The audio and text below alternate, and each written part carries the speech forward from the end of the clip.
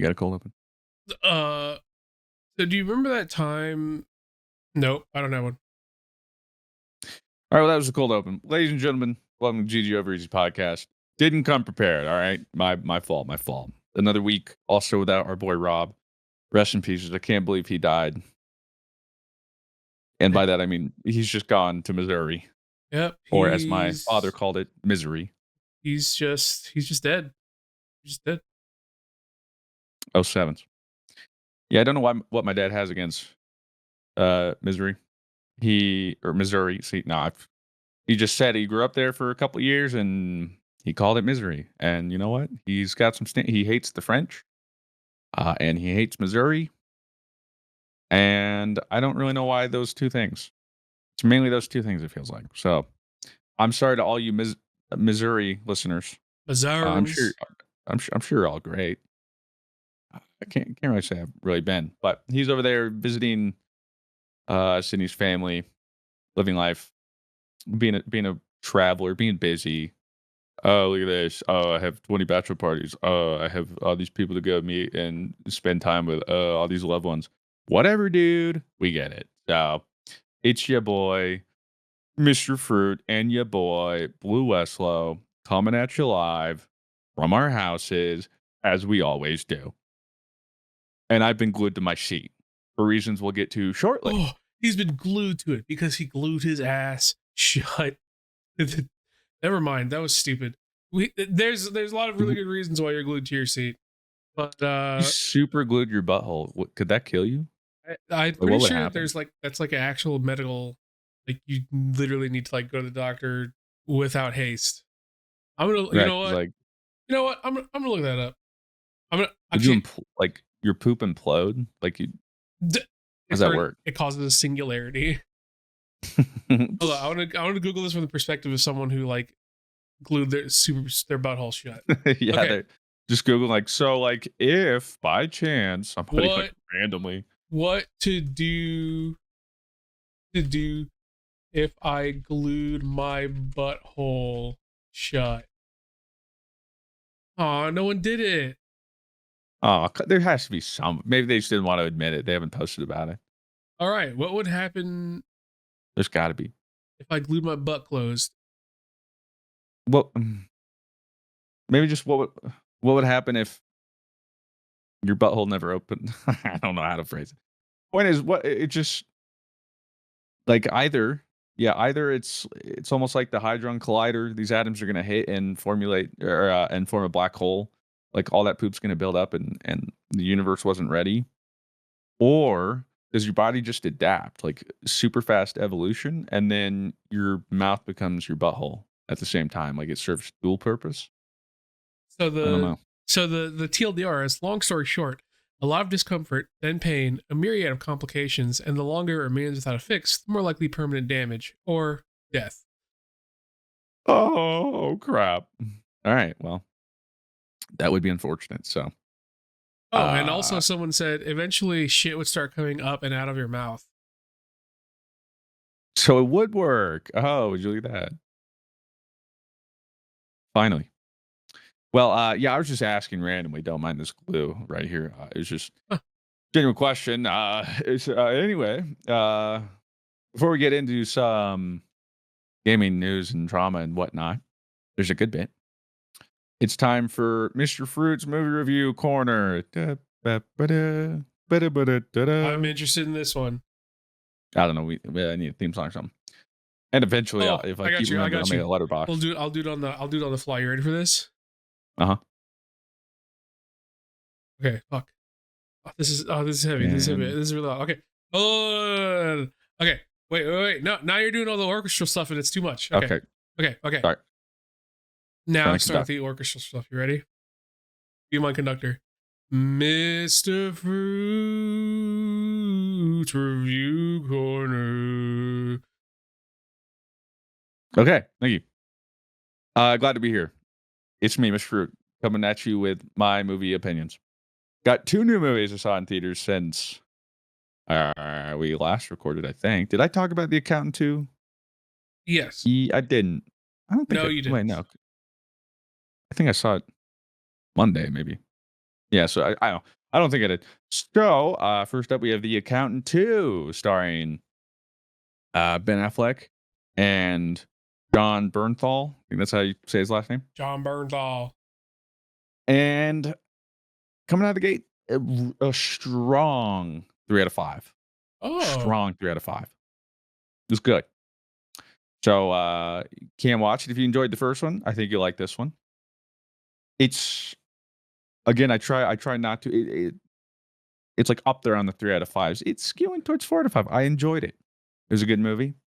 Uh, I had a good time. I think the performances were good. Not much else to say. I think it was just a fun movie to go see. And yeah, 2 days ago, Thursday night, I saw Thunderbolts, what I believe to be at this point, the second highest rated Marvel's movie, maybe, or something like that. Critically, it's at least on like Rotten Tomatoes. I think it's like 89%. Audience scores like 95. It's doing real well. And as a Marvel fan, so again, it's my review, so it's a little subjective. I would throw it 4 to 5. I think it's a should watch, especially if you're a Marvel fan. I think one nice thing about the Thunderbolts too is as a movie itself, it stands alone in its merits of why it's good, in my opinion. Good story, explores some interesting ideas and some mental health that I certainly resonated with. But the humor I felt was on point. Didn't feel like anything was forced. Just like there wasn't a lot of like corny, like, oh man. Yeah, they actually handled it pretty well. And I think a lot of that is thanks to I can't think of the actor's name. He's Hopper in Stranger Things, but he plays the Red Guardian. Uh, oh I think yes. he's just The the ultimate daddy. yeah, Um, that guy. I think God. he just lends well. He's good like comedic relief. Um, Fucking. The Ham I sandwich. remember him. I remember him. David Harbour. Mm. Funny Hopper's not too far off from that. Yeah, David Harbour did a good job. And yeah, I was just I was pleasantly surprised. I enjoyed it. And it just felt like it was good going in and going out, being like that was a good Marvel movie. So yeah, this is spoiler free, of course. Um, and so I'm interested to see where this will lead. I don't know the implications. Kind of towards the end of the movie, where it's like, oh, maybe this is how it will implicate as a whole. But it was interesting visiting this one because at no time was I was like, where is X or where is Y or like this doesn't like it. It was a good self-contained story, I think, that still managed to talk or incorporate what's been happening in the Marvel universe. But it wasn't like an Eternals kind of situation where it's like, okay, there's somebody that's got to be like, what the fudge is this world cataclysmic like thing happening for a while, and why is no one paying attention? There's nothing like that. So yeah, I'll just say if you enjoy Marvel movies, I'd go see it. Um, was surprised too because like with the cast and the characters, I'm like, what kind of a story are we even telling here? Like, how would this? And yeah, they did a good job. And then, spoilery, not spoilery. I don't know. I'm gonna vaguely talk about the post credit scene without saying anything. I mean, it doesn't spoil anything of Thunderbolts. So if you want to skip ahead, I don't know, like 1 minute or something. What I'm briefly gonna say, like 3, 2, 1. Again, vaguely. But okay, so the post credit scene. All I'm gonna say, your boy was cooking. All I'm gonna say is I was on my thing. Everybody listening will understand. But my tinfoil hat, let me just say, he's kind of spitting sometimes. Was he tinfoiling or was he not tinfoiling? Find out when you watch the Thunderbolts. You know, find that in that post credit scene. Because I guarantee you, when you watch that, and if you listen to the podcast, you'll be like, "Oh, Mr. Fruit was cooking." So just keep that in mind. Yeah, overall, uh, thank God it wasn't bad.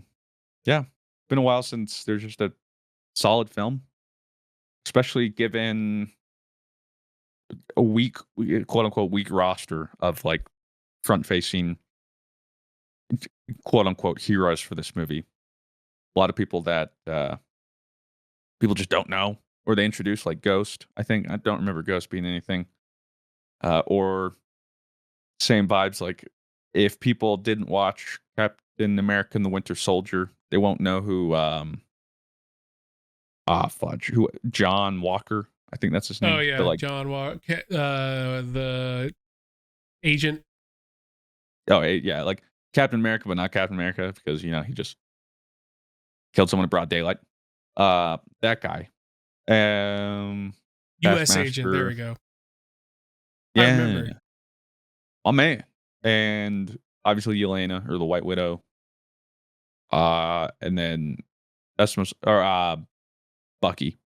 No one mentioned anybody else. So yeah, all right, good stuff. A lot of stuff to see in the theaters recently. Haven't been able to get enough time. They are increasing my A-list membership by like $4. How dare they? And well, I went through. I swear they changed the plan because now it says I get like 4 free movies a week. I'm like, huh? I don't think I can see that many. It's also like it kind of feels like the gaming landscape right now. When it rains, it pours. A Right now, or the hundred past like fucking couple percent. weeks, Oh, it's been like, oh man, there's at least like 1 or 2 movies I got to go see this week. And then like no, so I'm like, I'm going pretty frequently. But then there'll be like a month or two where it's like, man, maybe there's like 1 movie I kind of want to go see or 2 movies.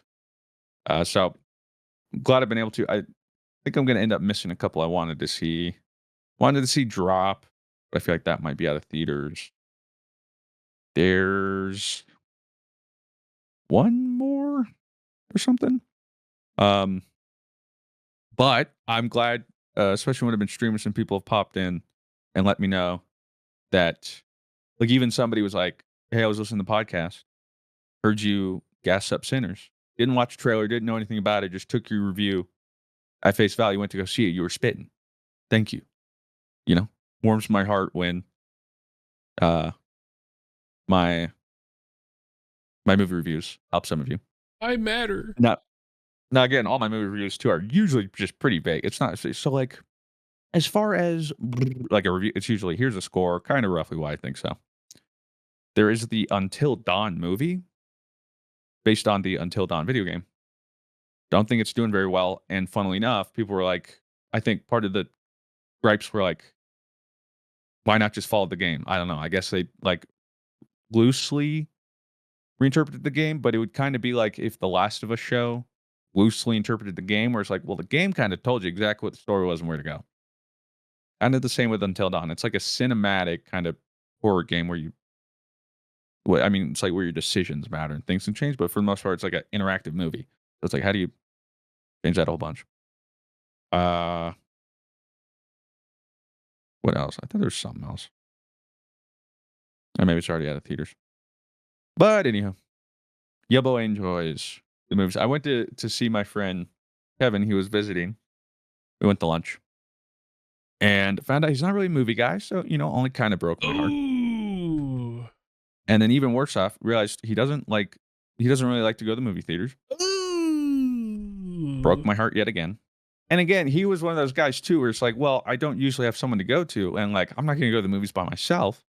Like, yes, you And are, big again, dog. Yes, and, you and are. again, and then I was like, but think about that. Why is that? Why is that a stigma about going to the theater alone? Is weird when it is possibly the most or should be socially acceptable place to hang out by yourself because you're not really interacting with anybody. You're sitting in the dark watching a movie, not talking or anything. And to his point, he goes, I never thought about that. That's a really good point. I'm still not going to go. I don't like the theaters, but like that, you raise a good point. And like now, my reasoning will be because I can't go alone. It's just I don't really want to go to theaters. I'm like, okay, well, fair. At least you heard me out.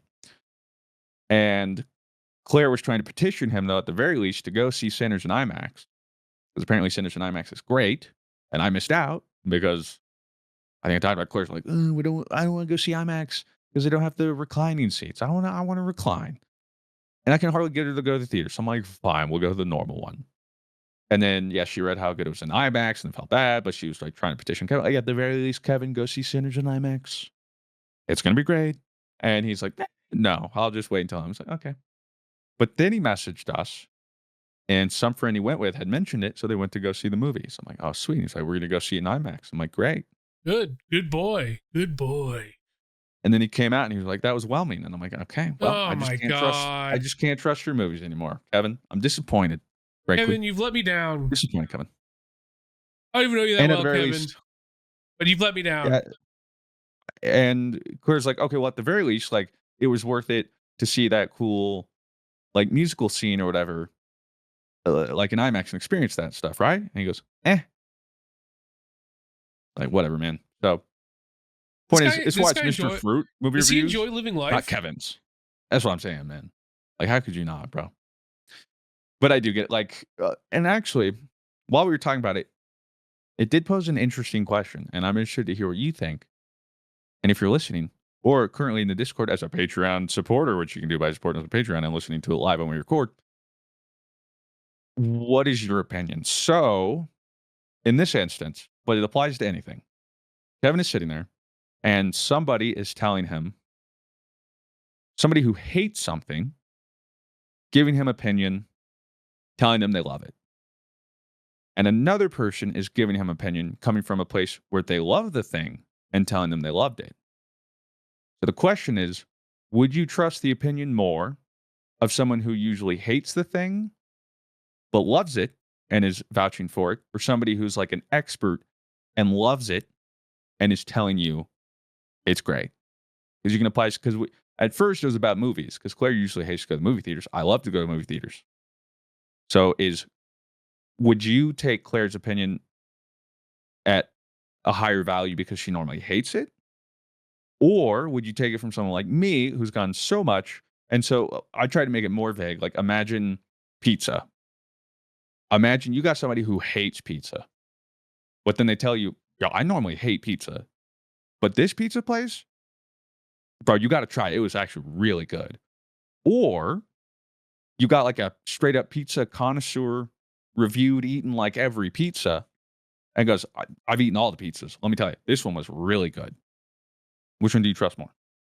I'm gonna trust the person who enjoys the thing the most, because the normally I don't like it is more so for me. My perception is like, oh well, so this does have like a genuine mass appeal. It's like this thing is so good that it's broadening the horizons of people who normally don't like the thing.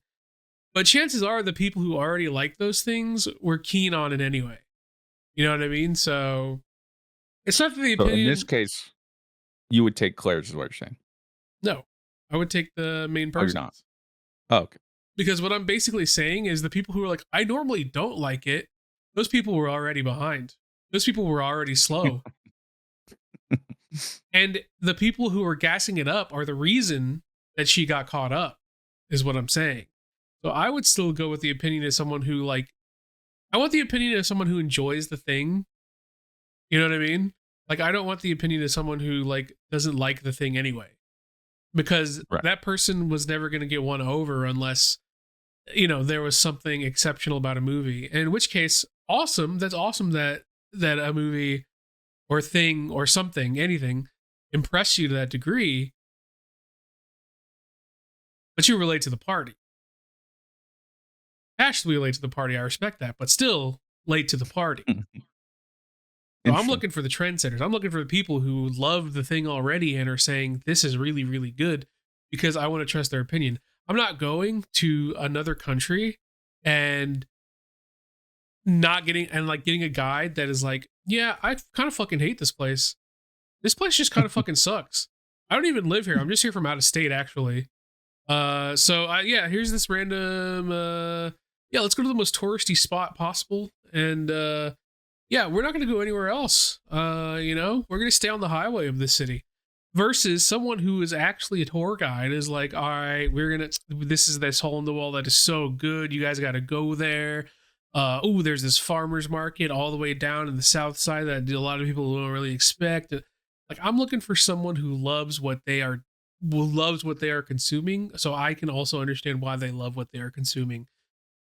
Welcome to my TED Talk, and thank you for having it. What a great opportunity to talk at this TED Talk. It was great to have you. Thank you. BlueWestlo, everyone. BlueWestlo. Next up on the stage, um, no, so yeah, we had it was just an interesting, and we were kind of like playing contrarian and uh, trying to see both sides.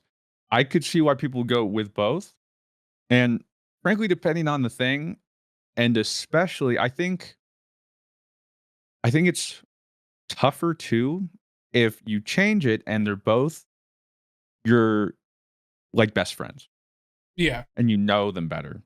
Because then maybe too, it's like, okay, well, in this case, let's say it's you. You hate movies normally, but then you go tell me to see it, and I'm like, well, he might know my taste better. And like, well, I kind of know why he doesn't like it. So if he does, maybe that informs me better. But the way I would see it, because I think it does depend. If somebody I don't know is telling me they hate it and they like it, that doesn't do much for me. If somebody that usually hates it tells me they love it and I know them, that's different. But I still think I also skew towards the side of the person who normally loves the thing, if only for the reason that they could better inform me as to why it's good. exactly, exactly, Because, like in a movie case, I could be, well, why'd you like it? If they hated it. And they could give me some reasons, but they don't normally maybe take part in the thing. So they don't have much to base it off of. And maybe their things are more general. But in the case of somebody who usually goes to movies or something, they could better explain to it, not only because they could also relate it to other things. So they could be like, well, if you enjoy this, or it's sort of like this and this, and without like spoiling things, it's this and this. If you like that, I think that's just the main thing. Even with like pizza, again, it'd be like, oh, I normally hate it, but what'd you love about it? Ah, the crust was just so good. Crust normally doesn't happen. But then I asked the pizza connoisseur, and I'm like, well, why is it? Well, typically you have this, but this pizza, oh, let me tell you the combination and the ratio of the pizza to the cheese and the different things and the way they did this and they do the AVOO Italian bread thing and they do and it's incredible and it's like, oh, exactly. okay. I think it's just because you could be they're both better informed and you'd be better informed, and so it just be coming from a place of a more critical eye. I think because even like for me, and even when I'm trying to make my reviews, I know it's supposed to just be my straight up opinion, but sometimes I try to also try to skew it too of like, okay, well, I thought this, but as a whole, try and rate it for a general audience too. Um, Although just like my taste in video games at this point too, people probably know what to expect. Um, but I'm also pretty easy to please. So I take that into account for some movies too. I'm not like, "Bro, I'm like, "I thought it was pretty good. My jump pretty good.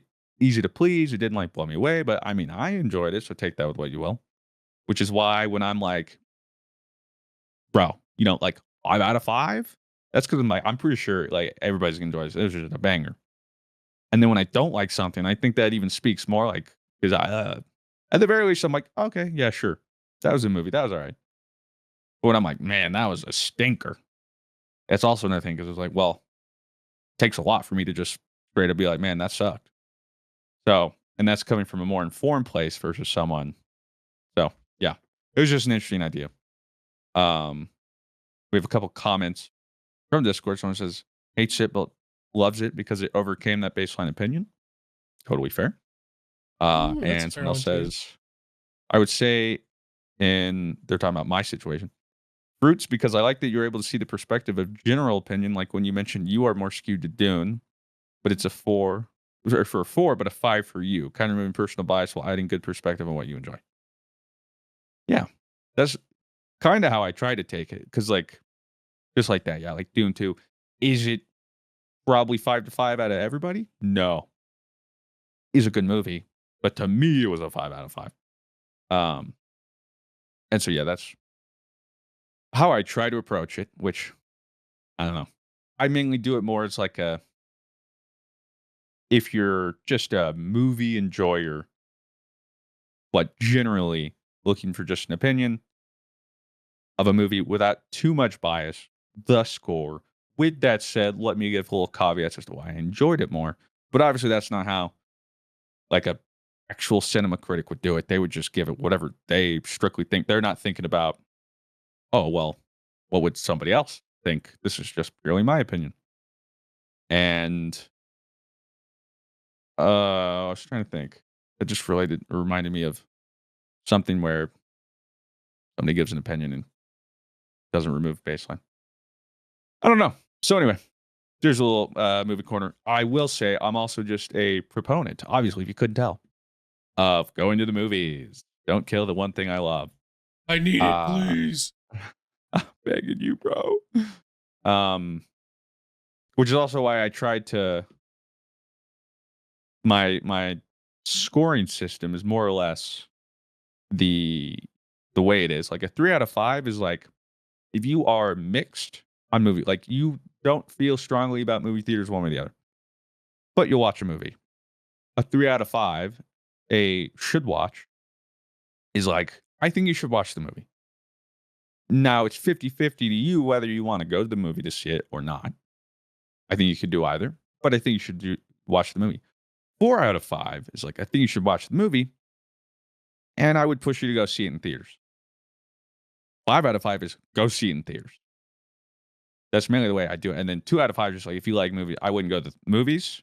But if you just want to see it, all right, fine. 1 out of 5, I mean, if you're a glutton for pain, and 0 out of 5 is like, what monstrosity is this? So, yeah, love me some movie theaters. Anyway, Yeah. GG Over Easy is sponsored by BetterHelp.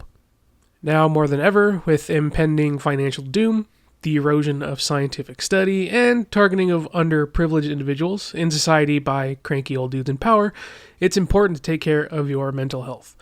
It's tough out here, so don't make it tougher on yourself by listening to the stigmatization of therapy. Mental health awareness is growing, but there's still progress to be made. 26% of Americans who participated in a recent survey say they have avoided seeking mental health support due to fear of judgment. When people hesitate to get help, it doesn't just affect them, it impacts families, workplaces, and entire communities. This Mental Health Awareness Month, let's encourage everyone to take care of their well-being and break the stigma. Even if your problems don't seem huge, talking to a professional to help navigate your feelings is invaluable and important in your personal growth. BetterHelp has over 10 years of experience matching people with the right therapist from their diverse network of more than 30,000 licensed therapists with a wide range of specialties. We're all better with help.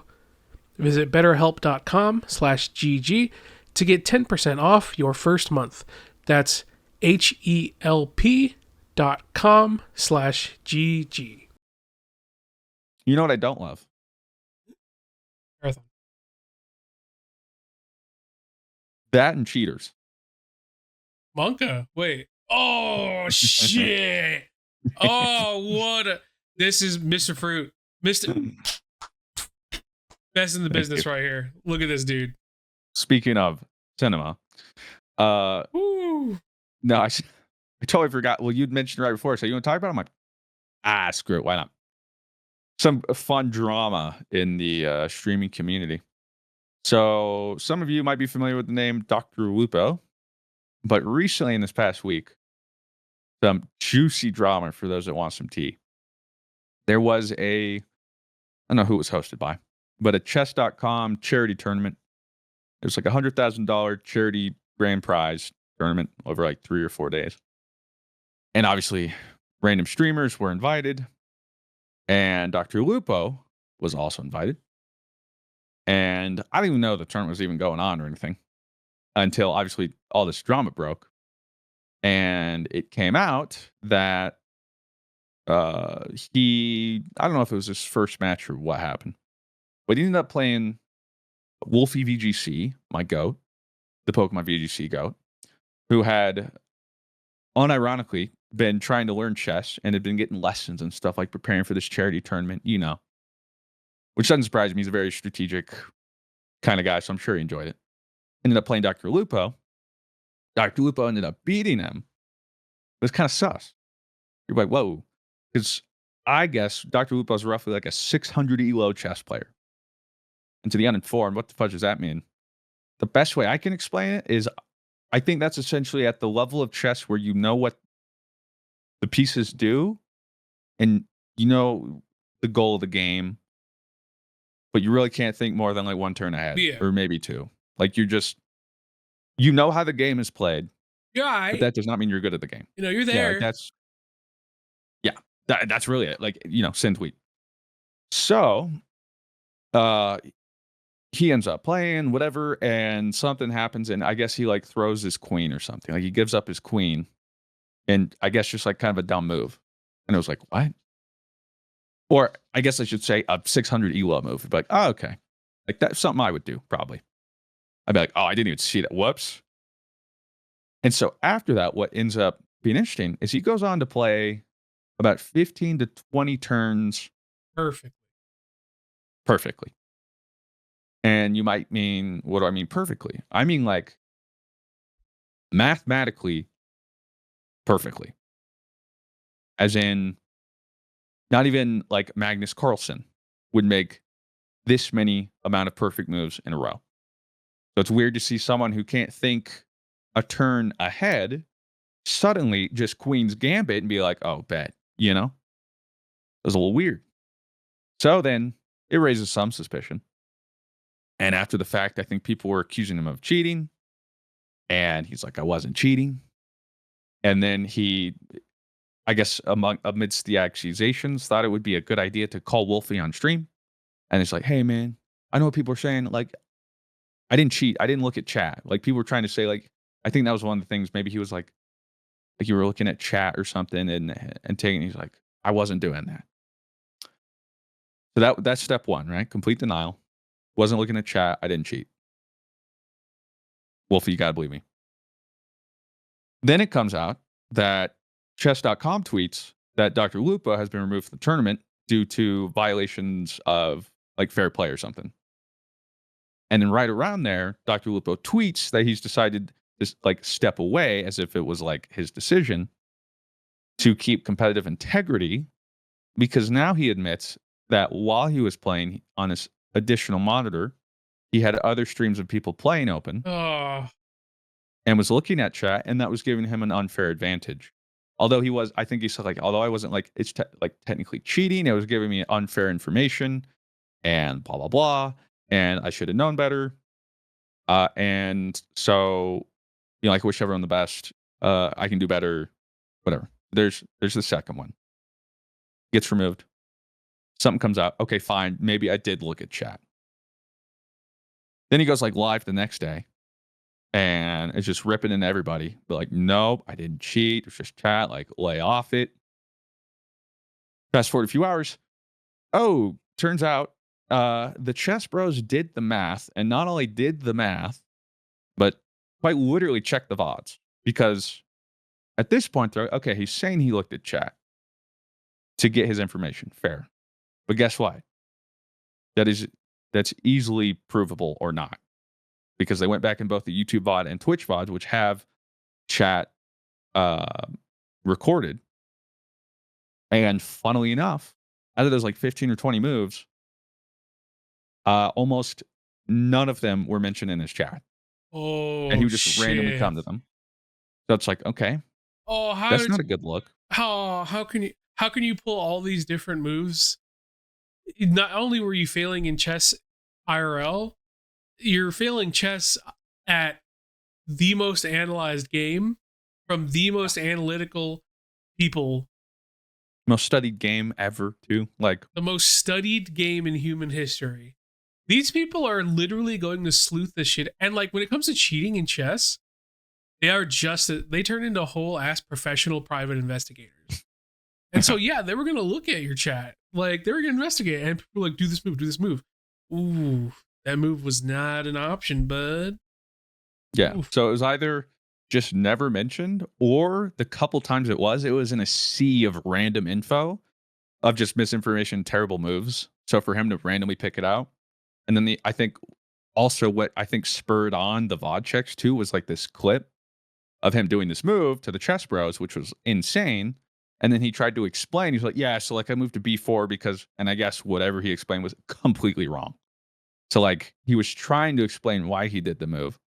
And it didn't like that's not why you would have even done it in the first place. So it's like, okay, he doesn't even know what he's doing, but he's playing perfectly. So they check the VODs, and time passes. And he was on Twitter too, saying like people were like, "Hey, reports you're cheating." No, I wasn't cheating, man. No, you got to believe me. And fast forward, and we come back to around number 3. Okay, yes, I cheated. I was using an engine, only because he got fact checked and backed into a corner. And so it Yep. turned out, yeah, he had a chess engine this whole time. And people were trying to figure it out. Funnily enough, I'm not sure if this is the case. It'd be really funny.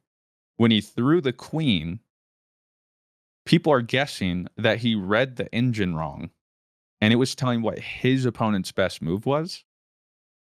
And he misread it. And that's why he put his queen in and like threw it. And so after that, he's like, oh, and then just followed it to a T. And obviously, huge no nos.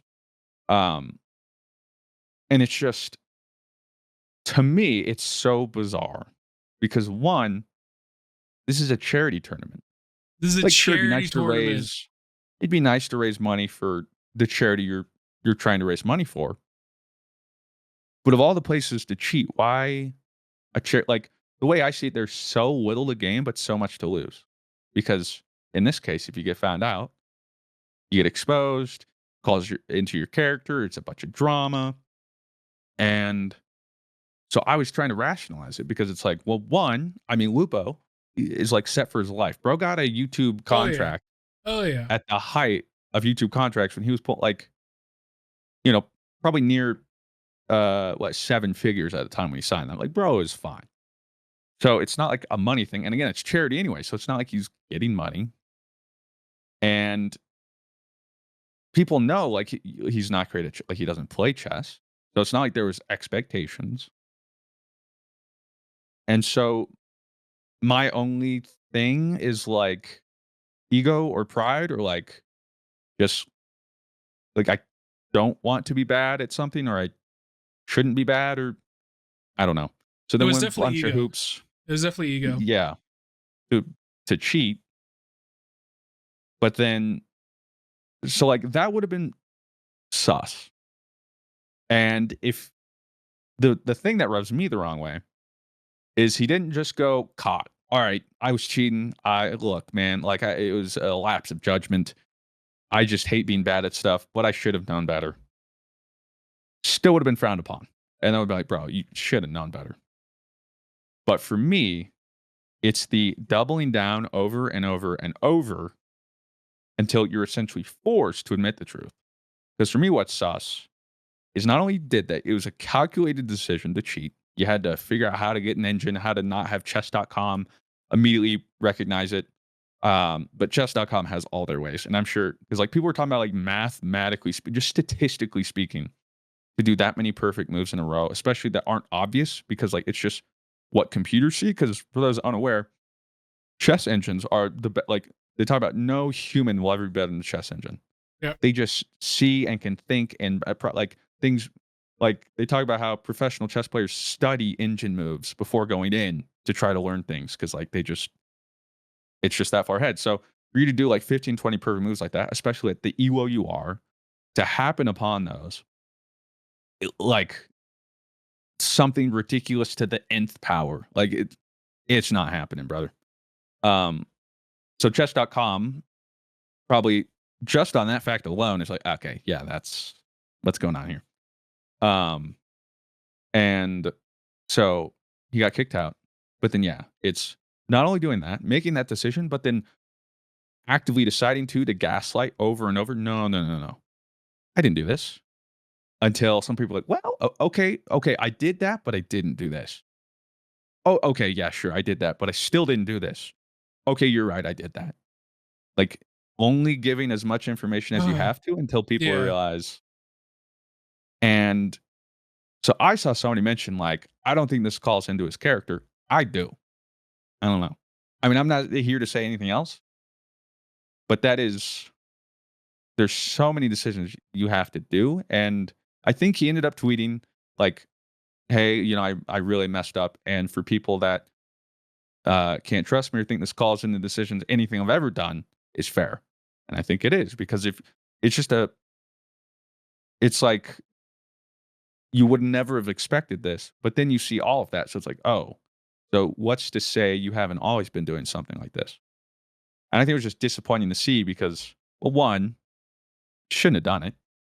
Two, um, I do think Lupo, for the most part, has always had a pretty good standing in the community. And it's just like, why? I just really want to know, like,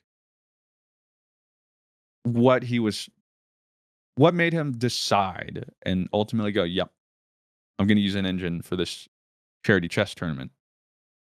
Um, because yeah, that's what's just most baffling to me. It's like, how did he get to that point? Um, and then this is classic, internet. Now that this happened, they're like, well, actually, he has a history of, or like this was sus, and then they pull up receipts too, of like the time he did this and that time, and then that's the point too. Is like once that's why I said you have so little to gain and so much to lose, because once your character's called into question and a controversy comes up, then people are going to sleuth even more. And then just like that, like, oh, well, maybe this is a pattern.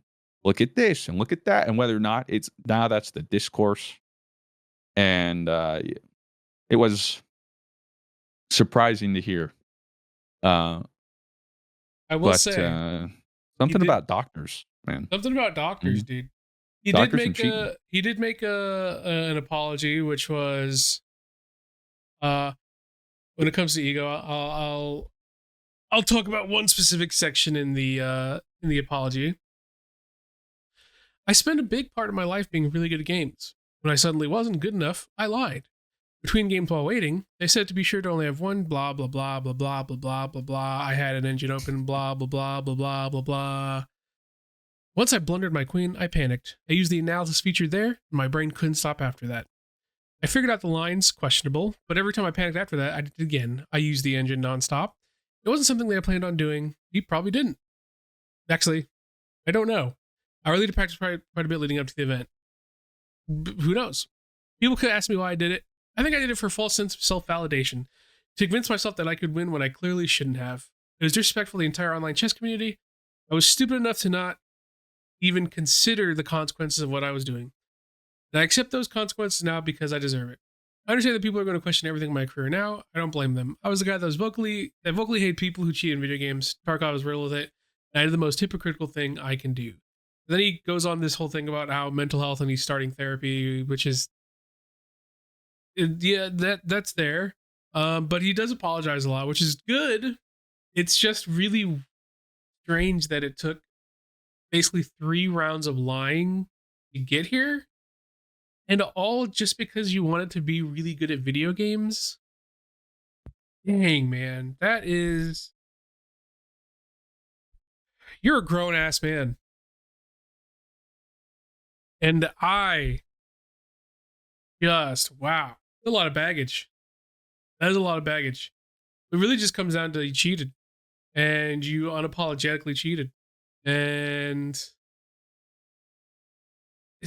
cheating in the most overanalyzed game of all time, and then That's what I also was knowing like people are a dude who allegedly had a butt vibrator up his ass in person. yeah, they're gonna find them. If they can find that, it's going to be literally the easiest thing in the world to figure out you're using an engine.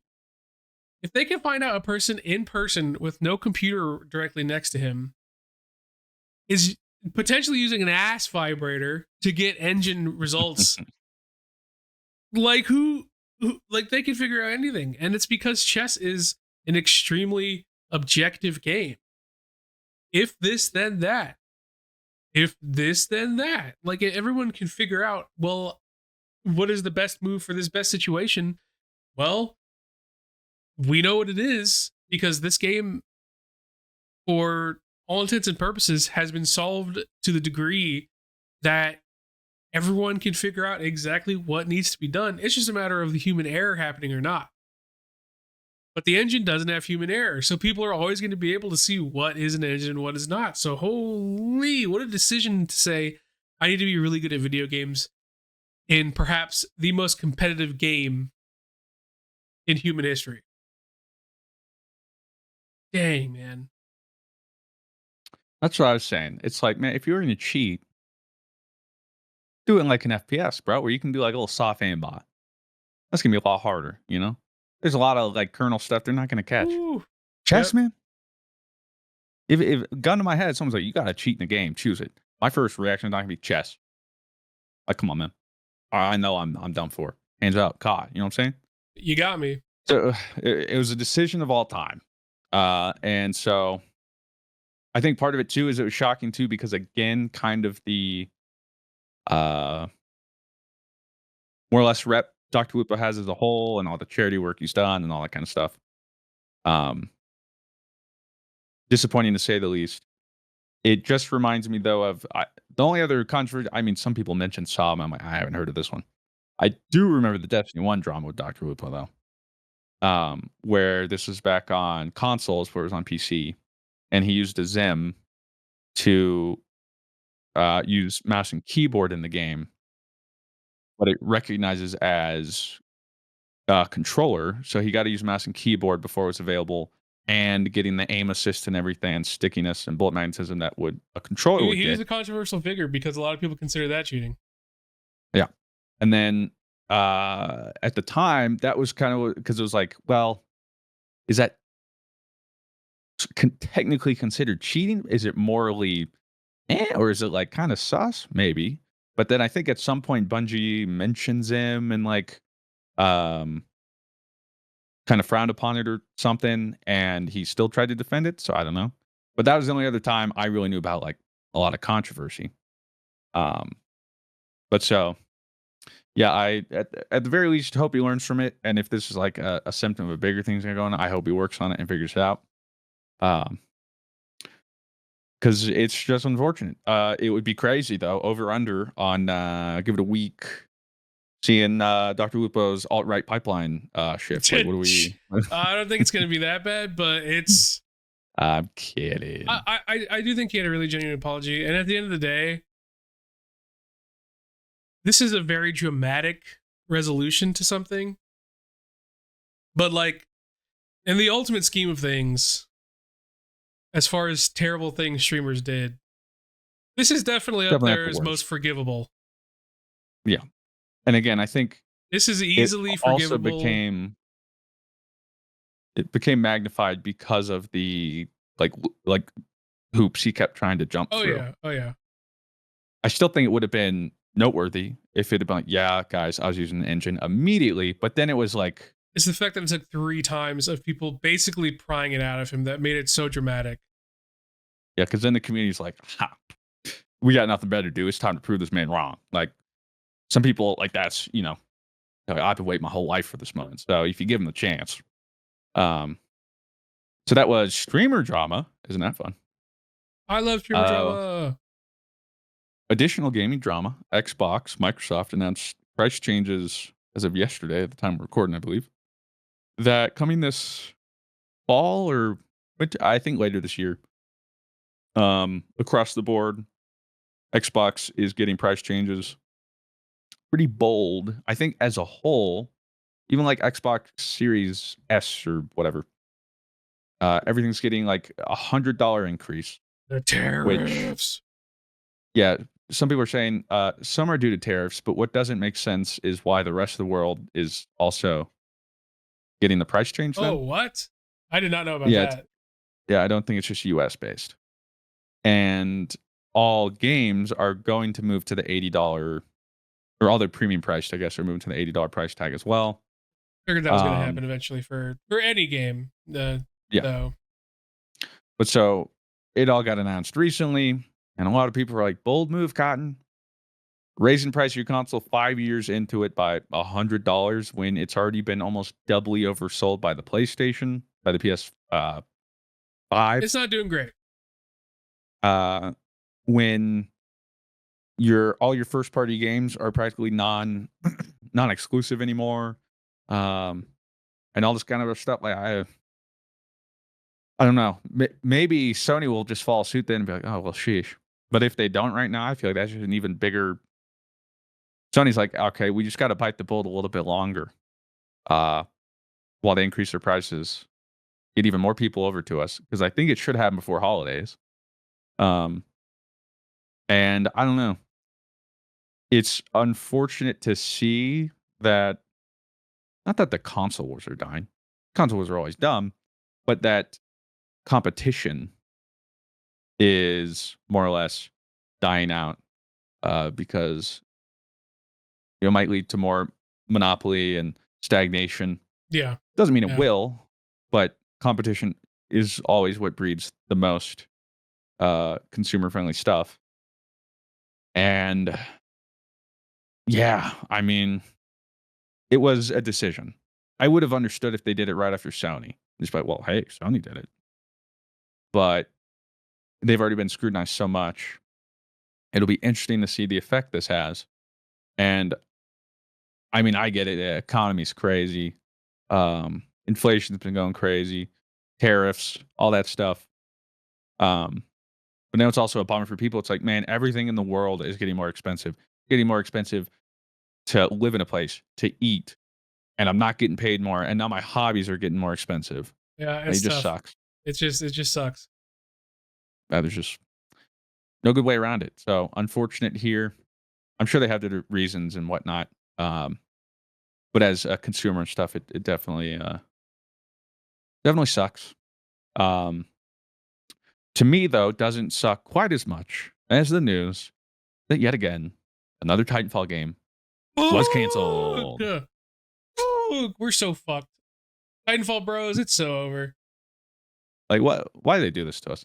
It was announced EA just canceled an in development Titanfall game, laying off like 300 to 400 people. The project I think was codenamed like R7 or something, and apparently it wasn't close to being released.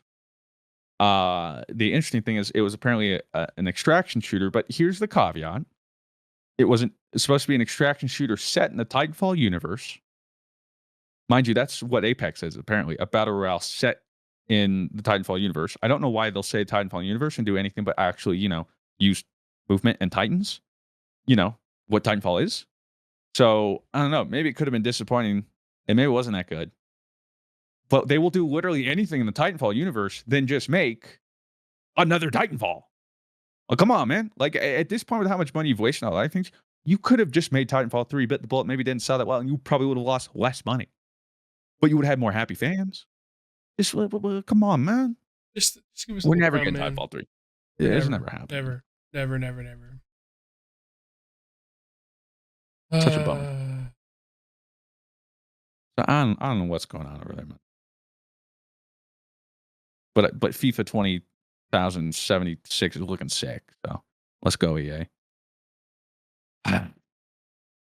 So Dark times.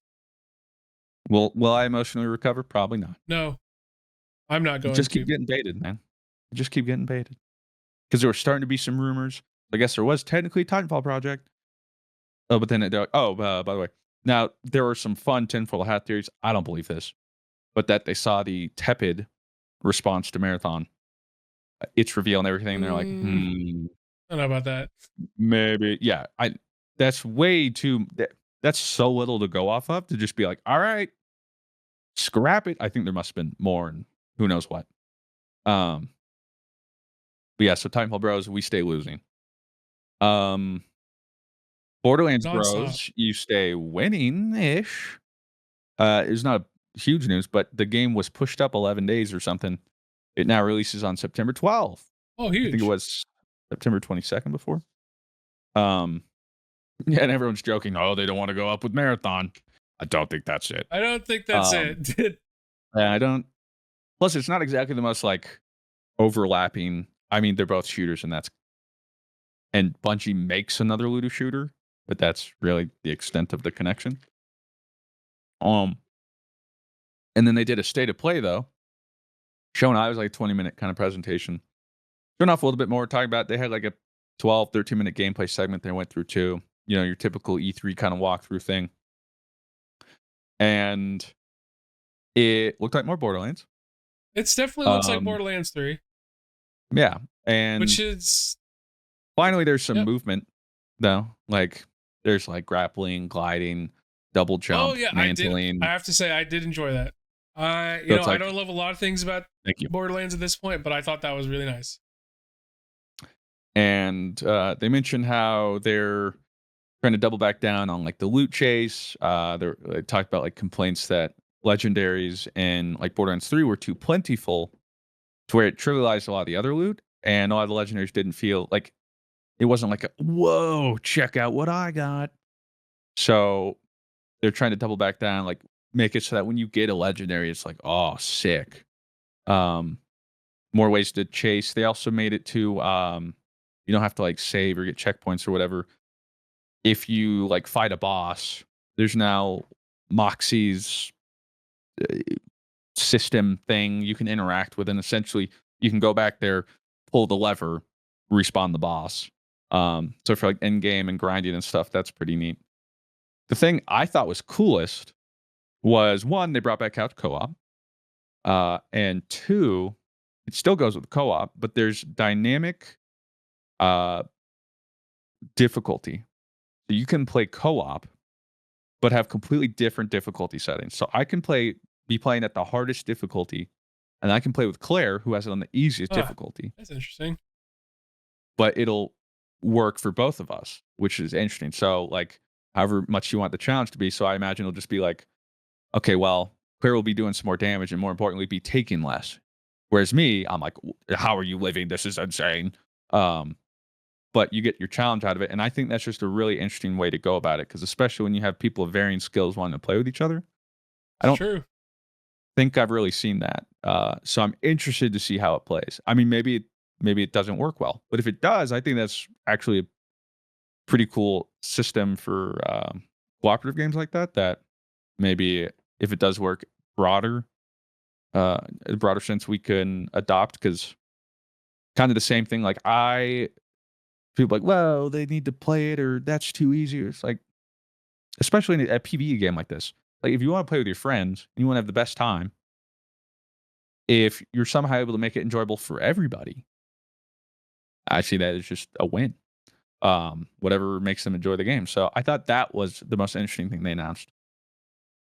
Otherwise, yeah, they showed off like some guns. There's some new weapon vendors or what the heck? Not mechanics. What make the things at the holy cow developers? I can't think of the word. But like you had TDR and Jacobs, then you have a couple others, and yeah, I'm looking forward to it. Gonna play Same. through it. I'm looking forward Um, to it, but not in like, yay! I'm looking forward to it in like, maybe it won't suck. yeah, I like maybe it'll surprise me. I think I'll have fun playing through it once, like I did with Borderlands 3. Yep. But whether or not I walk away from that of like, wow, or like I'm actually gonna run that again, or like, ooh, I want to grind some stuff. That'll depend on how they execute. Um, I still think Borderlands fills a specific niche that we still don't get much. Like we I still agree. don't really get, many looter shooters like that, like PV and whatnot. So I'm hopeful it turns out really good. Um, I don't know. From what I can tell, at the least, I don't think it'll be worse than Borderlands 3. Like Oh, for it looks like sure. they're trying to go For sure. back into the right direction. So, um, yeah, I'm not saying it's my hope or like my most anticipated release, but I'm looking forward to playing it. I think it'll be fun. For at Hope least it'll the be fun. time. I hope it'll Yeah, be the fun. story and whatnot. Hope the story's good. Uh, GG Over Easy is sponsored by BetterHelp. Now more than ever, with impending financial doom, the erosion of scientific study, and targeting of underprivileged individuals in society by cranky old dudes in power, it's important to take care of your mental health. It's tough out here, so don't make it tougher on yourself by listening to the stigmatization of therapy. Mental health awareness is growing, but there's still progress to be made. 26% of Americans who participated in a recent survey say they have avoided seeking mental health support due to fear of judgment. When people hesitate to get help, it doesn't just affect them, it impacts families, workplaces, and entire communities. This Mental Health Awareness Month, let's encourage everyone to take care of their well being and break the stigma. Even if your problems don't seem huge, talking to a professional to help navigate your feelings is invaluable and important in your personal growth. BetterHelp has over 10 years of experience matching people with the right therapist from their diverse network of more than 30,000 licensed therapists with a wide range of specialties. We're all better with help. Visit betterhelp.com/GG to get 10% off your first month. That's HELP.com/GG. But then into some things that I'm definitely excited for or love. Uh, First up, Claire Obscura Expedition 33. I think I still mentioned the last podcast. Still getting talked about, still being unanimously praised. Claire's still loving it. I think Dado started to play it. People are blazing this game, and I think that's awesome. Yeah, I need to get to it. I mean, I'm surprised by the amount of people who keep coming into my stream asking me. Well, you guys don't ask When me you about playing a 33? single When you player game playing like 33? this. When you playing 33? When you Yeah. playing 33? Yeah, my answer is whenever I stop playing Arc Raiders, baby. Whoop. Because your boys arc pilled, brother. I am so happy that you became so arc pilled, because for a while there, I was a little worried about your mental health state when it came to video games. Because you were like, I don't know. there was a couple, you had like Kazan that were like, oh yes, but then for the most part, you're like, man, games are just kind of whatever right now. And then we just get like dropped a whole lot of video games on us. And so it just turned out last week, I was hoping I would find the looter shooter that would finally, or extraction shooter that would make me enjoy extraction shooters. Yep. It just wasn't Marathon. Turns out it was Arc Raiders, Oh. who, for those unaware, is an upcoming extraction shooter as well. PvEVP from Embark Studios, the people who made the finals. This was technically their second game, and they ended up having a tech test last week. It's been going on Still for maybe going. I think 3 or 4 days. It's over this Sunday, so Yeah, I think maybe the end of Sunday, the 4th. It'll be over soon, which I'm devastated about. But it released, and that same day, I'd been looking forward to that day because No Rest for the Wicked was getting their biggest update yet. This End of the Breach update, gonna start over. I was psyched, and then I saw Arc Raiders was dropping the tech test. I was like, oh, well, maybe I'll see if I can get some codes real quick. Just check it out during the day, and then just go back for No Rest for the Wicked. So I started that day out with No Rest for the Wicked. Pivoted to Arc Raiders for a little while. Oops, I've only played Arc Raiders since. Oops, it's all Arc Raiders. it's so fucked up. Funny that that Marathon was really aiming to be like this extraction shooter for people who don't necessarily love extraction shooters. And then that game just happened to be Arc Raiders, which did its tech test around the same time as Marathon, and like kind of really took all the wind out of Marathon sales. Like, this is like worst case scenario for Bungie, I imagine, because I don't think Bungie has ever been in a same space of their genre where they have like really valid competition. Mm-hmm. Because I mean, with Halo, arena shooters were there, but they had just the whole stopping power of Microsoft behind them. So they were just like, oh, we're going to fucking make Halo, baby. We're going to make sci-fi Halo, and people are going to jork our peanuts. And then with Destiny, they had the benefit of, well, not a lot of people, like, no one is trying to make an MMO light looter shooter. Like, no one's trying to make that. And then some people tried to do it, and they were managed like absolute dog water. The only one that succeeded which is the one that came out before Destiny, was Warframe. But Warframe is so different from Destiny that it doesn't really, they weren't necessarily direct competitors. You had Division, which I don't know what happened there. And then I would say the only games of recently that have really started to like grow potentially past Destiny were like First Ascend and then Once Human. But even then, it's still kind of, still up in the air. So yeah, to see Marathon drop in a genre that Tarkov has been king of, and then to have another game that is essentially trying to do exactly what Marathon is trying to do, be an accessible extraction shooter that isn't like as complex as Tarkov, but is still really fun, come out is. Whew. I think this is great because it's going to force Bungie to make a lot of changes that need to be made for sure. Because what is the Bungie special if not getting back into a corner and being forced to make community suggested changes?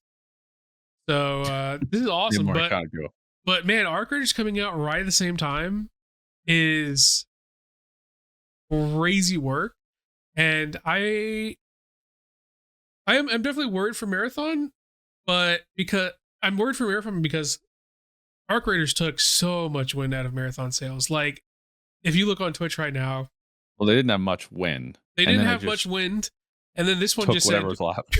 and everyone was like, "What is Bungie doing? This is what they're like." You just have these guys just come out, and of course the setting is very different, but essentially accomplish what you're trying to accomplish. But like, basically, almost like just have an incredible amount of polish on it already. So what's happening? I think it's very unfortunate because it changes the narrative into something that's maybe not completely fair because now it's like, oh, Arc Raiders is going to kill Marathon. And it's like, well, I don't think they were. Well, I mean, they're in the same genre. I think Marathon was already going to kill Marathon, but it's kind of like the thing that'll kill Destiny is Destiny. But it's not like 1-to-1. But sure. Now that narrative is just stuck because one, you had these two tests come out right near each other. And I think a little unfair to Marathon is it's getting compared to Arc Raiders, which right now, I mean, straight up, it's like you could have told me this is full release. It is so polished. And 100%, whereas it is so Marathon's polished. in an alpha where it's still like, okay, there's still some rough edges. Like this is clearly an alpha. I guess Fallout Plays had been interviewing the devs the other day, and they mentioned like the build we're playing in this alpha is a couple months old. How much has changed? I don't know, but like that's the difference of like, okay, there's still some work that needs to be here. This isn't final. And then I'm playing Arc Raiders. And I'm like, yo, just shadow drop this, bro. Like, let me freaking just drop it now. Let's do this. Just drop it now. Yeah, please. Like, it feels like a full release. A lot of people are saying that they might actually shadow drop it because it does feel very close to complete. Don't get me my hope at up. Don't Gamescom because they did that for the finals. Oh, at Gamescom. Okay. I'm just like, yo, Tech said on Sunday they're gonna be like, yo, thanks for playing. Check out full release tomorrow. And no, not like that. Not like that. What is Gamescom? Yeah, a lot of people are thinking it's in August. Oh, August. So far away. It's still so far away. But that would make sense based on how complete this game is, dropping in like 2 months. Just 2 months, Mr. Fruit. Sooner. Just 2 months. I'll try. I want to double check that the finals did actually. The final shadow drop. Let me see. When did they drop the finals? Okay, so the final shadow dropped at the Game Awards. Yeah, so they shadow dropped at the Game Awards. Yeah, so a lot of people are thinking, well, if they shadow dropped it at the Game Awards, what's the Summer Game Awards? Yes. Okay, no, that's what it was. They said they were going to shadow drop it at Summer Game Awards, not Gamescom. My bad. And when is Summer Game Awards? That's sooner. Summer Game Awards is in May. Oh, June 6th. Oh shit, that's next month, Mr. Fruit.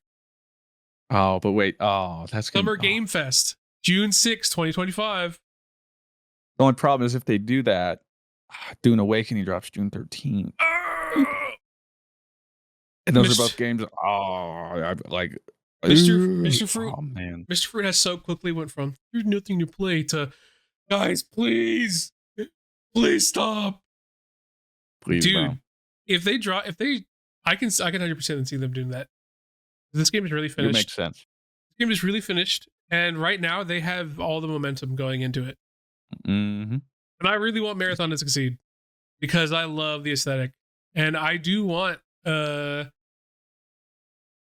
I've also gotten to the point where I just really prefer the first person perspective. But that being said, like when a game like Arc Raiders is just so good on its own, it doesn't matter. It really does not matter. That's the crazy thing is first person or third person, I'm choosing first person every time. And with that said, I freaking love arc raiders. Yep.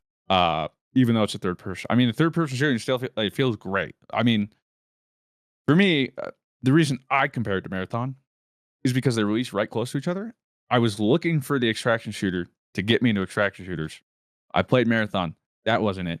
And right after I played another one, and it was the one. It was Arc. I'm like, this is what I was It was, hoping I would feel when I played Marathon. yeah. Where I'm It just was like, it was like, hey, do you want an accessible extraction shooter that will make you fall in love with the genre?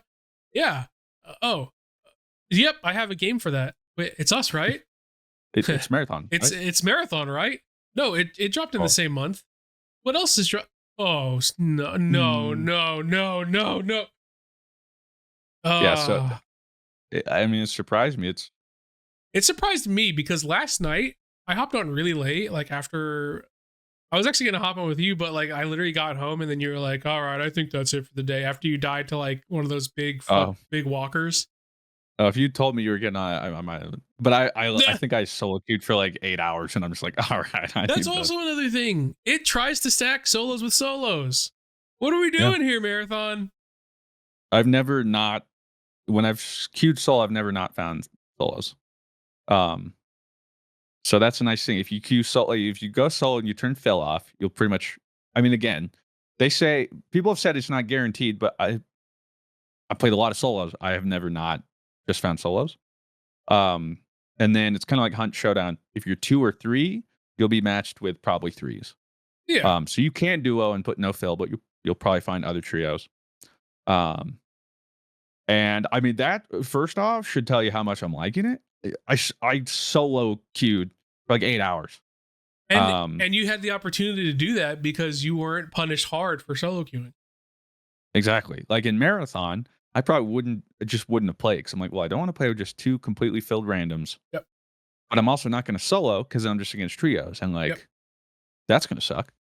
So I played solos, which is like a whole different beast, bro. Let me tell you, it is brutal out there, brother.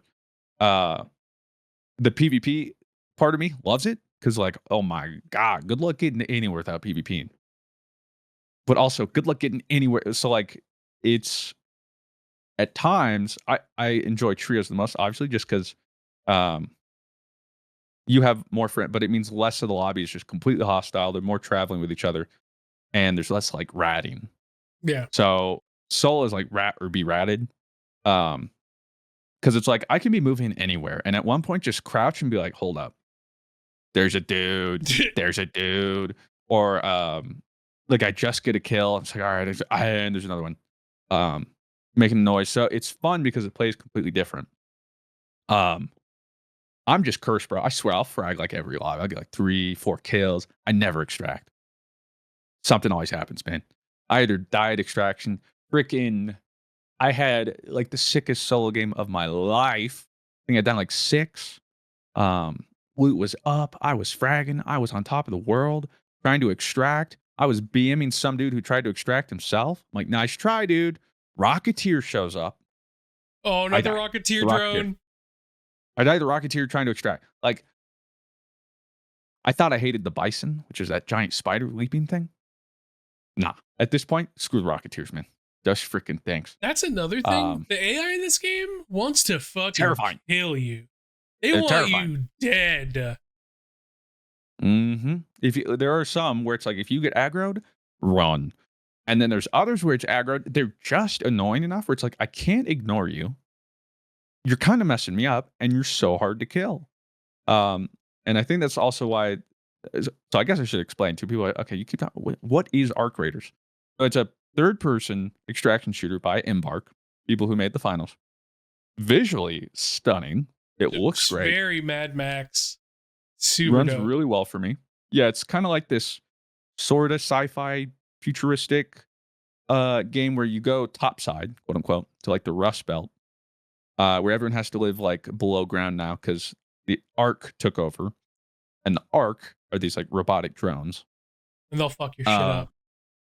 And it's also what I like is all the NPCs, all the AI are like drones, bots. Like there is no confusing them with players. If you see a dude that looks like a human, it's a player. That was something I struggled with Marathon, especially the locusts at a distance. I still get locust confused for another bot. Um, but so it's like, oh, bet like early on when we were playing, I remember the first game, Dado and Rob and I were playing. He's like, oh, there's a dude in the door. I'm like, is it AI or something? And it took me like a game or two to realize, oh wait, I don't have to be confused. If it's a dude, it's a dude. Um, but then they have all these robots that all have like these different archetypes essentially, and all do unique things that are all equally frustrating. There's like there's one called the Snitch. Does exactly what you would think. It's like a high up It's drone, motherfucking stitches on your ass. has a big cone, and if anybody enters that cone while it's patrolling, it starts to like make a noise like and it starts making noise. You can see the blue cone it has turns yellow because it's searching, and once it finds you, it turns red, and it's like and it just makes a whole bunch of And alarms. everyone in the lobby will hear. Yeah, and that's the interesting thing. So all the drones had these like light cues. So at a distance, I'm talking a distance, I see like a hornet lit red. I'm like, oh, dude's right there getting lit up by a hornet. And so it can cue you into where people are, um, in a way more than just straight up like, oh, gunfire or whatever. Because that's like the Snitch. There's the Wasp, which is more like a looks like a little personal flying drone. Make a bunch of noise, has like a machine gun will shoot at you. There's the Wasp. Freaking hate. Dude is so hard to kill. Flies around and tases you. Um, there's the Rocketeer, which is this giant drone, which once it finds you, bro, good luck. It's got aimbot with rockets, AoE the size of, I don't know, your mom's butt, huge. Huge ass. And the damage is insane. Like, it's literally a Rocketeer locks onto me. I'm terrified. I'm still terrified. I'm like, oh my, like, it's not like at a point I'm like, oh, okay, I know this now. It's fine. It's right. No, it's like, it's like, run. Oh my God, save yourselves. Um, there's this bison, which kind of looks like this giant spider, but it just has 4 legs. Oh my God. There's one clip I have in one game. Absolutely. Were you in that game? I think you were in that game. We were on Spaceport, and that bison just kept jumping after me. Yes, Jesus Christ! Yeah. I damn near shit my pants because I was like, what is Terrifying. it doing to you? And then Yeah. and then it jumped at me, and I was like, what the fuck? Yeah, I got down by that thing like 4 different times. I'm Fucked talking up. like across the map. That thing aggroed me. And I'm like, better run. And then I just hear like, boom. And I see a shadow just Guys, what's the oh Jesus? knocked me like 3, 4. I got up on like a little building. I'm like, I'm safe there. Jumped on top of that. I'm like, all right, I fall. I'm out. I'm done. Um, there's Bastion, which looks like if Crustle got a gun and was pissed. There was this limited time event. I don't know if you got to play it. The night Like maps will raids. get modifiers. Well, there are night raids, which are sick. But they added this thing called Harvester, so a map can get it. I played it once last night. On the map, there'll be this new POI.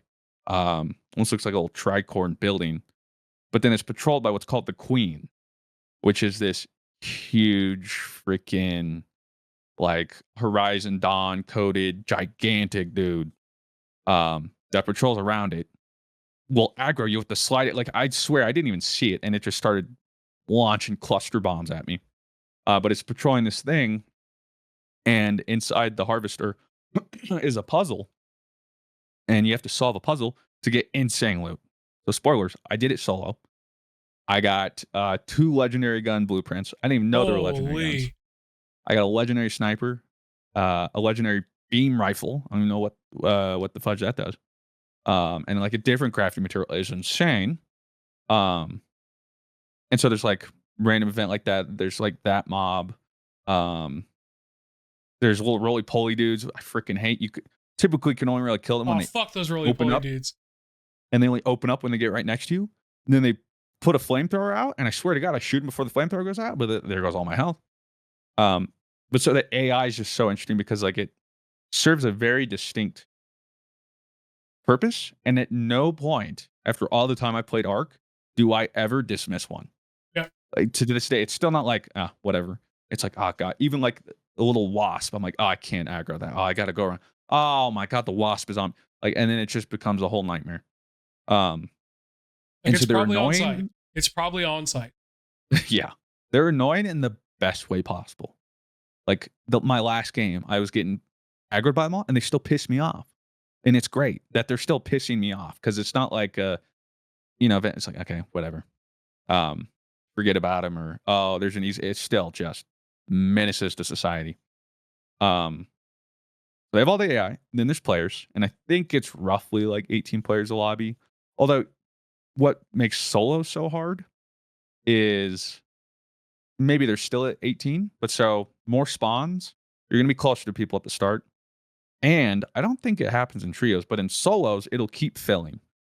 So people will keep randomly spawning because I've spawned at like, because a raid starts with 30 minutes. I've spawned with like 27 minutes left. 22. I spawned in once with like 17 minutes left.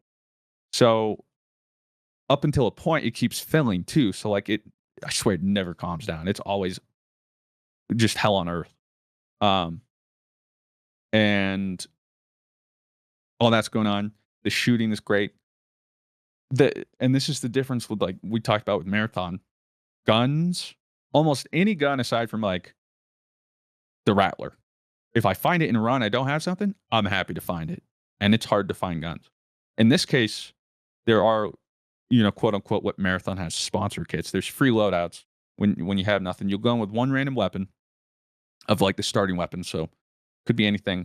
Little ammo, usually no healing. You get a shield, and then like 2 random gadgets, like a grenade and whatever. And at that point, it's like I might have one weapon. Like I have to go find another PvP guy to kill them so that I have another gun and heals. Otherwise, like I'm probably not finding a gun, and I'm probably not finding heals. The loot feels the right amount of scarce that a lot of the stuff, like it was the problem I had with Marathon. A lot of the loot feels worth it. Or like I get 100%. something and I'm immediately like, oh, I got to extract, bro. Like, oh my God, did you see this? Oh, I got to get out. And not once did I really have that feeling with Marathon. See, and Um, even then, you have that feeling. You have safe stashes. mhm. So if there's something you genuinely cannot live without, you have like 2 to 3 safe stashes depending on what you have. And so you Unless you still, go in with a free loadout. yes, That's and the downside. and you still have that feeling of I have so much stuff on me, but then you also are not pressured and feel like shit because you're like, well, at least I got my legendary blueprint. Yeah, you can take out blueprints. It feels bad, like, and I think it's good that like shields and weapons cannot go in the stash. Yeah. So I still get a cool weapon, and I might have something in my stash, but now it's like, okay, but if I want this, I have to extract. So it's still Um, it's still punishing, but it's also still accessible at the same time. And so it just makes me question like there's all these things like secrets, like stashes are not a new idea in extraction shooters. But like here we are, and it's just perfect. And so I hope I hope a lot of things are learned from this because Arc just does so many things right. So many things right. And I'm genuinely really excited for this game. So what's even Yep. crazy is that it's funny. It's funny as well. We talked about this earlier about whose opinion would you whose opinion do you, like would you take about this, like someone who's like loves these games or someone who is new to them and like was like, oh well, even I like this game. My partner makes fun of me all the time for playing like these live service type games. He's like, oh, you gonna go play 14? Oh, you're gonna go play Destiny? Well, in a joking way, he because he still plays them himself every now and again, but he definitely makes fun of me because he's over here playing like a bunch of new things. Like he was playing 33, and for a while he was like doing another BG3 run, and he's like, oh, so what are you getting up to tonight, babe? 14? And I'm like, yeah, babe, I'm gonna play 14 tonight. I got a frog. I can't. Yes, I can't help it. I am a victim of habit. He really enjoyed this game, so much so that I went to bed last night, and he ended up like, "You guys want to do another run?" Like in Arc Just one more. Raiders. So There's obviously a lot of value in someone who doesn't really like a genre coming to the game and saying, "Whoa, this is really fun." So that shows the mass appeal and the greater market of what arc raiders could be, because this is exactly the type of feeling that Bungie wants for Marathon, of people saying, I don't really like extraction shooters, but like that's exactly who they're aiming for, because they want extraction shooter to not be such a niche market. And unfortunately, I think Arc Raiders is, as of right now, the game that has the most potential for doing that. So Yeah, who will win the accessible extraction shooter race? Who knows? well, right now it's not close. But right now, it's Arc Raiders, and I think that's awesome. I was really hoping it would be the cycle. I'm still mad about that. I'm still mad There about are how terribly managed the rumors cycle was. They want to bring it back or something. Well, maybe they should. Maybe they should not make the worst updates possible for 6 months in a row, and we can start talking about that. The cycle. We can start talking about that then. But I really wanted it to be the cycle because of all of these extraction shooters, the cycle is still my favorite one. Yeah.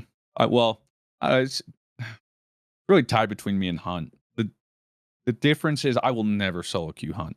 100, yeah. Also just because it's spooky. But also it's rough out there. But I did solo queue Cycle. But like that's why I said, I mean, technically I'm up on a video today where I think I titled like I hated extraction shooters, but then I played Arc Raiders, which is an exaggeration because I don't hate them. There are some I liked or enjoyed, but like I don't usually vibe with them.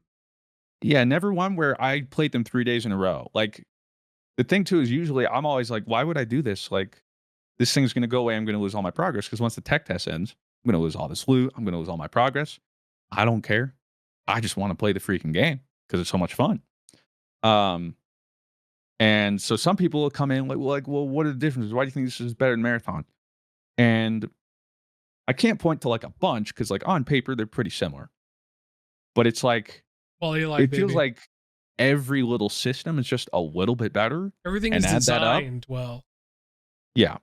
It's a lot of it's death by 1,000 cuts because, I mean, while the core gameplay, I don't think the core gameplay of either is particularly like changing the world, but you have one that has secret stashes, but it's also extremely punishing. Everyone has specific extraction points that they have to go to in one versus, you have your own extraction point in the other. So there's a lot of small details on the map that like force tension of like where people are always going to funnel versus another one where it's like, well, yep. If you run other people, you run other people. I don't know. Maybe you will, maybe you won't. And then also just the loot management where one has lots of crafting materials, lots of, even if you pick something up, like you can probably use it for like crafting of something later. Whereas another is like, yep, here's like one of 8 augments you could put on your character. You're never going to find guns. And here's a couple of like really dummy credit. Here's a couple of like things you could loot that are just for credits and only credits. And maybe and there's a couple other things right here. So it never feels like you're looting anything of value.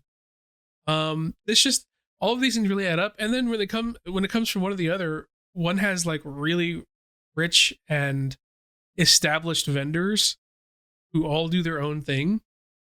Mm-hmm. And like essentially they're on black market. And just overall, a much more complete. You can customize your character. Mm-hmm. That's a small detail, but it matters fun, funky so much. Stuff. It matters so much for people who want to feel like their character is their own. And in another one where it's just kind of like, we're not there yet. And I don't expect them to be there yet, but like all these small details add up to where it's like, okay, maybe one has better feeling shooting, but another one just feels better to be playing and to be getting ready for the next run. And in extraction shooters, getting ready for the next run is a core part of feeling like the game, like the game's overall experience. So I'm excited for both. I'm far more excited for one than the other. But in a perfect world, they both succeed. And I still want a sci-fi extraction shooter so bad because I still love Marathon's direction way more than Arc Raiders. But as far as like fun game, like what's fun? People know it's fun. Mhm. You don't have to tell people what's fun, and you can't Oh, and convince it has people what's VoIP. fun. It has It has VoIP. local proc. Imagine that. And I've had so many funny interactions. It's just so much more fun. What is fun? You can't tell people what's fun. You have to. People know what's fun and what makes them happy. And a lot of one game is showing you what's fun, and another game is trying to tell you what's fun. And I think that's where the big difference is for me. Yesterday in a solo game, I met my first friend, Paul.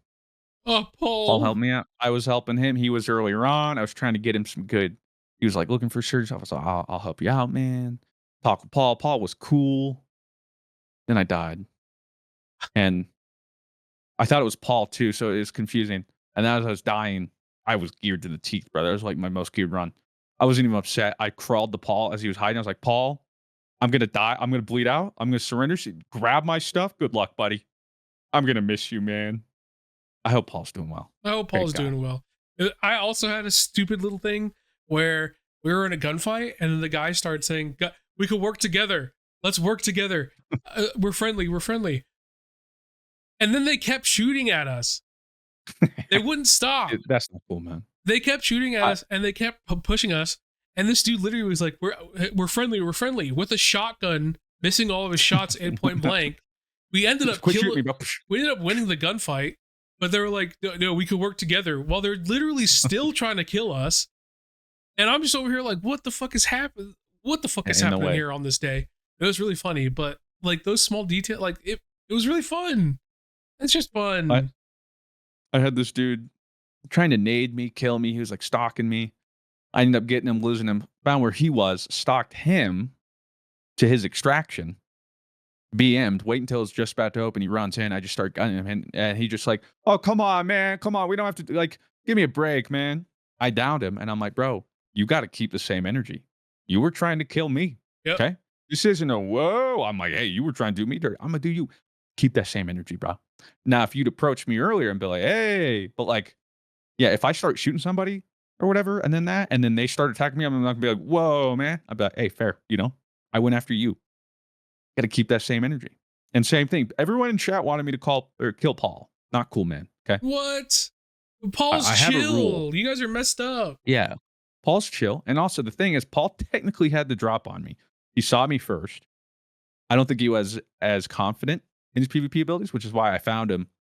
And he started teabagging. So I started teabagging and kind of have a rule. If somebody had the jump on me, but they decide to go friendly, I'm going to respect that.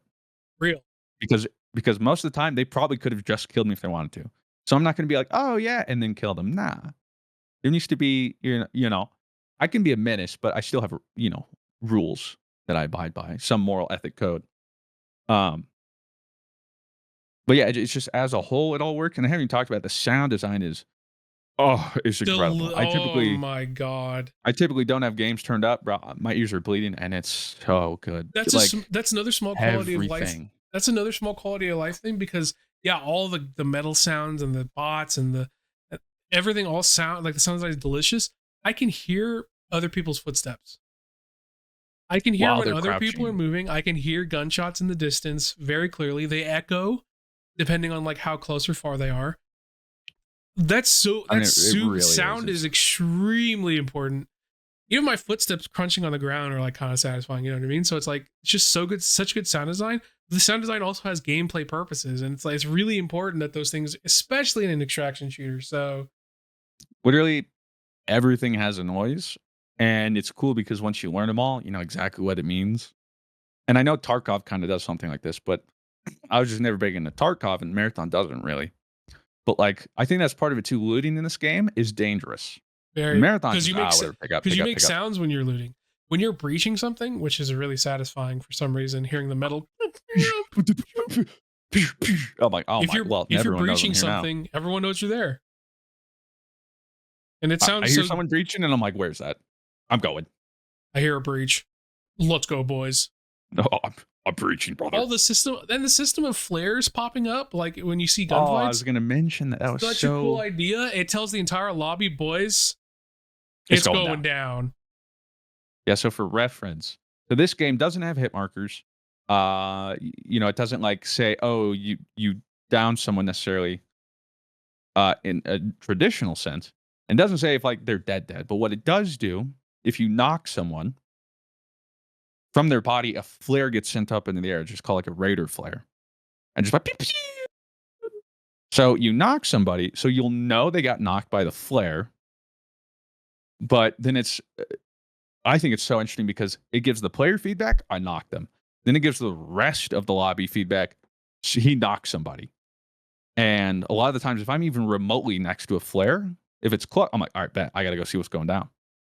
Um, and then either that's to my detriment or not. I actually found out later on you can craft fake flares to What? mimic raider flares. Yeah, that'd be pretty funny to Oh, bait you could people in. bait people. That's so dope. Hmm. That'd be funny. But that's also the other thing. All the equipment all feels like it has Everything has a very purpose. specific. Yeah, like I would actually be like, yeah, I'm gonna. Now most of the time I forget to use them or I don't bring them in. Or I die with them before realizing I should have used that because I'm still getting used to a lot of them. But they all have unique things, and I'm a zipline stan, bro. I can't quite craft them yet, but when I do, man, ziplines are life changing. Um, but yeah, that's just like all the loot feels good. Um, they have all the different crafting stations, and you upgrade all those, and yeah, I don't know. It's just it's the one that like my monkey brain hit on, and funnily enough, we ended up playing some, then played some marathon before Rob left because he hadn't gotten a chance to play marathon. I actually enjoyed marathon a little bit more than I did before. During that, one, I was playing with you guys, but two, I think that's a symptom. Like Arc Raiders is kind of getting me in an extraction shooter mindset, where it's like this introduced me. Now I'm kind of like now my palate's kind of wet. The marathon was Now he's even kind just a of little now, more now he's a enjoyable. little wet. A little wet with it. Pause. No, hold up. What? But yeah, it like made it a little more enjoyable. And so now it's like, oh well, if I enjoyed this, maybe while I'm waiting, I'll do that. Or like, just like that. I hope marathon's good. It'd be great now if I have two extraction shooters I really like. Um, but like right now, I play a game of both, and you're like, which one are you gonna keep playing? Arc Raiders. Um, so we'll see where marathon goes, what changes they make. And I'm not expecting it to be 1-to-1, but that's kind of the interesting thing about Arc Raiders, kind of like you mentioned. I mean, I do think there's some like small innovations, like the flares when people are getting knocked at, I think is a really cool change. And I think the way AI is implemented in this is way more unique than I've seen. Oh, 100%. Um, that I think that's really cool. But as a whole, and like I said, the gameplay loop is it's an extraction shooter. Really, there's nothing revolutionary, but I don't know, it kind of feels like what Riot did with like League or whatever. Like it didn't reinvent the wheel, it just polished it. And like made it something really enjoyable for me where like it's not as casual as Marathon, but it's not as hardcore as Tarkov. It's like that perfect blend where Yeah. getting out with stuff feels great, losing stuff feels bad, but I'm ready to go back in, and it's always just like one more, one more. The the quests I think are a little more interesting, sometimes challenging. Progression, they have like a skill tree, um, that is really cool. I've just like maxed invested in the stamina still. Um, and then what's kind of fun, they have Scrappy, I think is the name. You got a little chicken, rooster. Oh, I love the little Uh, chicken. yeah, so it's also there to sort of help with looting. And if you do die, so every time you're in game, for however long you're in game, you technically have this little rooster friend that's out collecting resources for you. So when you come back to the main hub, you can collect it, and it's just like some basic across the board materials, but it's usually stuff that helps craft basic stuff or feeds into other things. So it's always a way to kind of keep up on some of that too. So even if you just keep dying, it's not like end of the world. Um, and yeah, I mean, I know I'm just arc pilled. I'm worried. Uh, like yesterday though. Hopefully, when it does come out, I have enough friends on enough of the time to play. Um, Dado, I think he enjoyed it, but I still think he's just like, whatever, it's an extraction shooter, I don't care. Rob, I think he did enjoy it most.